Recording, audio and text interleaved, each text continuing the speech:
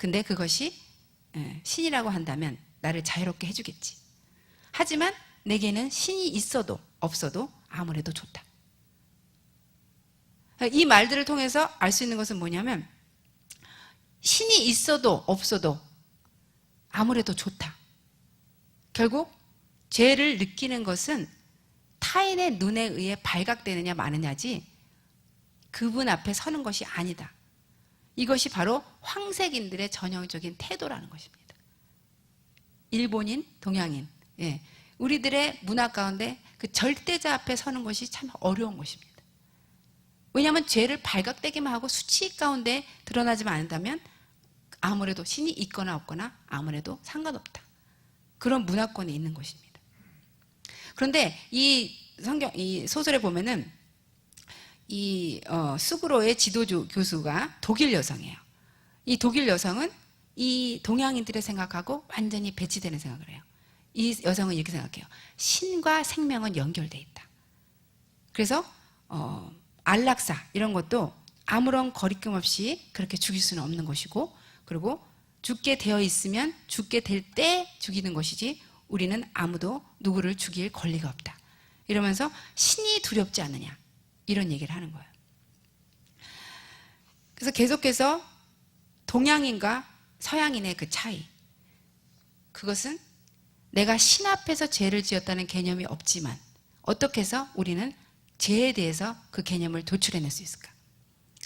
근데 이 엔토스 작가가 다른 책을 하나 쓰면서 이 책에서 다시 말하는 것이 무엇이냐면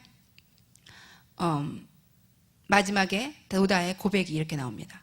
간통만이 아니고 죄악감의 결핍만이 아니고 나는 다른 것에 대해서도 무감각하였다. 분명히 말하자면 나는 타인의 고통과 죽음에 대해서도 아무렇지도 않았다. 그러면서 이 사람이 느껴내는 것은 자기가 어떠한 잘못을 했을 때 절대자 앞에 서는 것은 모르더라도 내가 어떤 사람의 고통에 대해서 무감각한 것을 알아버린 거예요.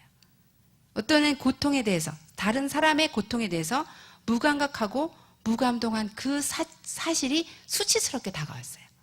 그러면서 처음으로 이것이 죄구나, 그걸 알게 되는 것입니다. 곧 우리는요, 죄를 지었을 때 죄를 진 것에 대해서는 무감각할 수 있어요. 하지만 내가 죄에 무감각하다는 그 사실, 내가 이렇게 죄를 짓고도 무감각하구나, 그 사실 자체가 바로 죄인 것을, 내가 무감동한 그 자체가, 그것이 죄가 갖고 있는 가장 큰 치명적인 것인 것을, 그것을 통해서 우리가 죄를 인식해낼 수가 있는 것입니다. 그래서요, 이 엔토스 자코의 책에서는 계속해서 신이라는 개념이 어떠한 우리들의 행동 가운데서 그 행동을 통해서 내가 느껴내지 못하는 것, 내가 바로바로 죄를 의식하지 못하지만 그 죄에 대한 무감동, 죄를 인식하지 못하는 그 무감각, 그 자체가 죄라는 것, 그것을 말하고 있어요. 그래서 지금 우리에게 참 많은 고통스러운 그런 사건들이 우리 세상에서 일어나고 있잖아요. 이번에도 소말리아에 기근이 일어나서 많은 사람들이 죽고 있습니다. 근데 우리가요, 그걸 보면서 무감동해요. 무감각해요. 여러분, 그게 죄인 거 아십니까? 타인의 고통에 대해서 우리가 무감각한 거, 무감동하는 거, 나의 죄악에 대해서도 무감각한 거, 감동이 없는 거. 내가 절대자 앞에서 죄를 졌다는 것을 알지를 못한다 할지라도 내가 얼마나 죄에 대해서 무감각한지, 무감동하고 있는지, 그것을 통해서 바로 내가 죄인이다, 죄인이기 때문에 이렇게 무감각할 수 있구나, 그걸 우리가 깨닫게 되는 것입니다. 그래서 이 엔토스 사건은 결국은 그래서 황색인들, 서구의 그 신적 개념이 없는 자들한테는 이것이 하나의 어떤 열쇠가 될 수 있다고 그렇게 말해요. 근데 정말 그렇습니다. 우리가 죄를 짓고도 죄를 무감동한 것이 그것이 죄인 것입니다. 무감각적인 그 완전한 넘해진 그 상태, 그것이 죄의 결과인 것입니다. 그래서 우리가 죄의식과 그 죄책감과 수치, 그런 것들을 알아야 돼요. 근데 왜 제가 이 얘기를 하냐면요, 여러분, 하나님의 킹덤의 열쇠는요, 죄의식을 알 때 첫 관문이 죄의식인 것입니다. 죄의식을 알 때 내가 그 킹덤이 열리는 거예요. 내 안에 죄의식이 열릴 때 주님의 그 킹덤이 열리는 것입니다. 그래서 예수님께서는 베드로에게 너가 죄가 없다면 나와 상관이 없다 그랬어요. 죄를 통해서 주님은 우리에게 생명을 낳아주셨어요. 이것이 하나님의 지혜입니다. 그래서 죄를 인식해낼 때 그때 내 안에 생명이 도태하는, 생명이 나아지는 것입니다.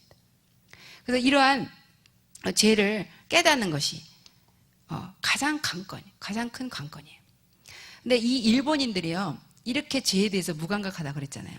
근데 제가 이번에 인터넷을 통해서 보니까 이 죄를 깨닫고 영광으로 들어간 자들이 많아요.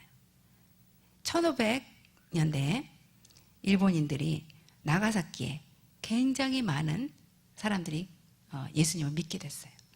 그러자 나가사키에 한 곳을 정해놓고 이 일본 정부가, 일본 고위급 관료들이 전국에 있는 크리스찬 중에서 가장 우두머리인 24명의 크리스찬들을 나가사키로 오게 해요. 왜냐하면 나가사키는 8,000명 정도 넘게 거기에 성도들이 있었어요. 그래서 그들 앞에서 이들을 십자가에 이들을 이제 처형하기로 했어요.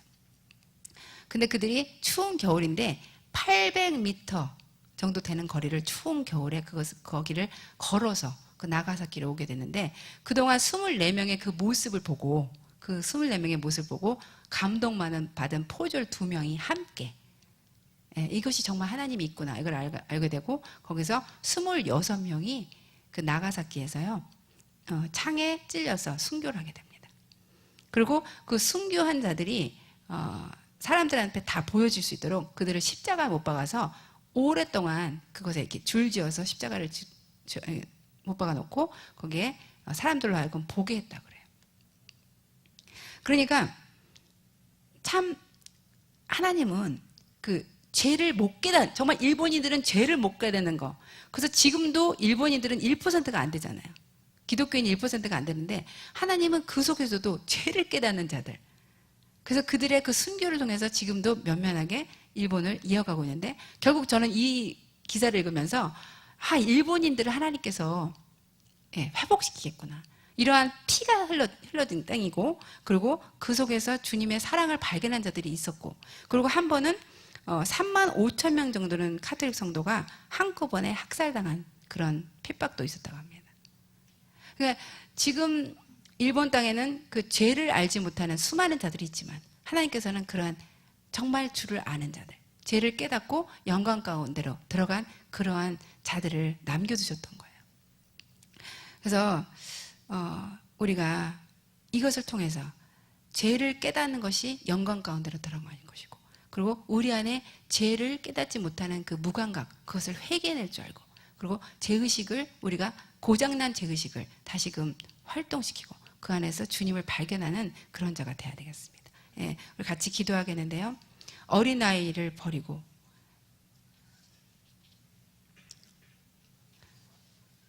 청년의 정욕을 버리고 주님께서 고상한, 고차원적인 신적 차원의 사랑 안으로 들어가기를 원하십니다. 내가 어렸을 때는 말하는 것이 어린아이와 같고, 깨닫는 것이 어린아이와 같고, 생각하는 것이 어린아이와 같았지만 이제 장성한 사람이 되어서는 어린아이의 일을 버리노라. 전심으로 주를 찾는 자, 말씀을 따라 사는 자들을 주님께서 원하십니다. 그럴 때 주님께서는 얼굴과 얼굴을 대하여 보는 그 놀라운 축복을, 지금은 우리가 부분적으로 알지만 그때에는 주께서 우리를 아신 것 같이 온전히 알게 되는 그 축복 안으로 부르실 것입니다. 우리가 어린아이의 일을 버릴 때 주님께서는 의를 찾는 삶, 참된 것을 찾는 삶을 살도록 알게 하시고, 또 우리가 의를 추구할 때 우리 안에 죄를 알게 하시고, 우리 안에 죄의 의식을 통하여서, 우리 안에 있는 죄책감을 통하여서 주님이 생명을 낳는 그 통로로 연결해 주시고 영광 가운데로 우리를 인도하시고 주십니다. 하나님은 우리에게 영광을 담기를 원하십니다. 누가 그분의 영광을 담을 것인가? 이 땅의 것들에 눈이 가지 않는 하나님의 고상한 것들을 찾는 자들에게 주님께서는 그 모든 일들을 이루시고 하나님의 그 영광스러움을 우리 존재 가운데 담으신 것입니다. 수많은 자들이 이 영광을 보이게 되었고 그 영광 가운데로 들어가게 되었습니다. 죄를 깨달은 자들, 자신 안에 죄를 깨닫고 그 영광스러움에 참여한 자들, 그러한 자들이 이 땅 가운데 존재하고 있습니다. 그 수많은 허다한 증인들의 무리가 우리를 바라보고 있습니다. 주님, 나도 그 속에 들어가기를 원합니다. 내 죄를 깨닫고 나의 죄의 무감동 그것을 회개하고 주님, 나도 그 영광스러운 놀라운 영광의 반열에 들어갈 수 있는 자가 되게 해주시옵소서. 이 영광에 눈뜰 수 있게 도와주시옵소서. 영광에 눈뜬 자가 되게 도와주시옵소서. 우리 추전선이 나와서 기도해 주세요.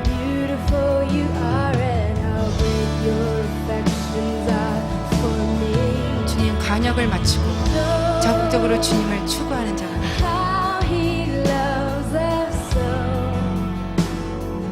죄를 죄로 알지 못하는 저희들이지만 주님, 우리 안에 죄의식, 주님 앞에서만 느껴지는 그 죄의식, 그 안에서 내가 생명을 낳는 자가 되게 도와주시옵소서.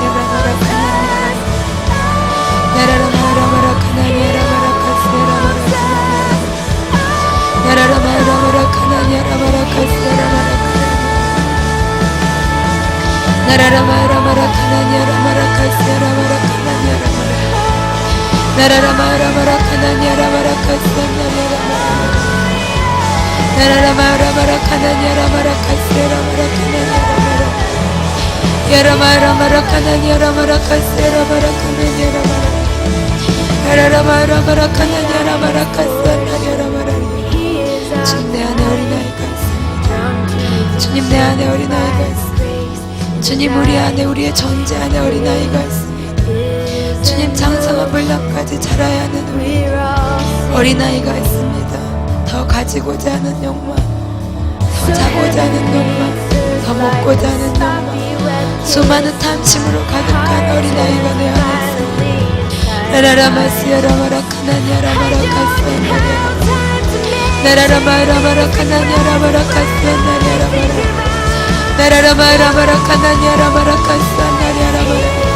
장성한 자가 그 영광을 안으로 들어가야 되는 자가 마땅하고 주 내 안에 어린아이가 있습니다. 어린아이의 모든 소욕을 버리기를 원합니다. 어린아이의 소욕의 모든 것들이 내 안에서 제하여지기를 원합니다.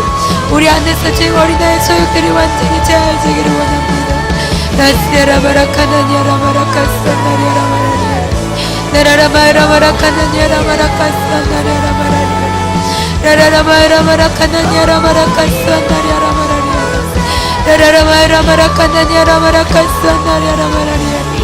나의 목적은 주님이십니다. 나의 목적은 고차원적인 주님이십니다. 나의 목적은 절대자이신 주님이십니다. 우리의 목적은 완전하신 주님이십니다. 나의 목적은 이 땅에서 헛되고 헛된 것이 아니라 나의 목적은 이 땅에 싸고 아버지 가치 없는 것이 아니라 싸구려와 같은 아버지 저급한 존재에서 비료하고 비참한 것이 아버지 내 마음을 뺏기는 것이 아니라 주님, 나는 주님께 마음을 뺏기로 되어진 자, 나는 주님께 온통 나의 마음을 드리기로, 나의 마음을 주님께 온전히 빼앗기로 주님의 소유가 되기로 그렇게 지어진 자. 주님, 나는 그러한 자입니다. 주님, 나는 그러한 자입니다. 내가 발견해야 될 분은 주님이십니다. 내가 찾아야 할 분은 주님이십니다. 내가 그때까지 그곳에 이르는 그날까지 주님, 내 안에, 우리 안에 있는 어린아이를 맺히기를 원합니다. 어린아이를 주님 그 바위돌 위에 맺히기를 원합니다. 라스야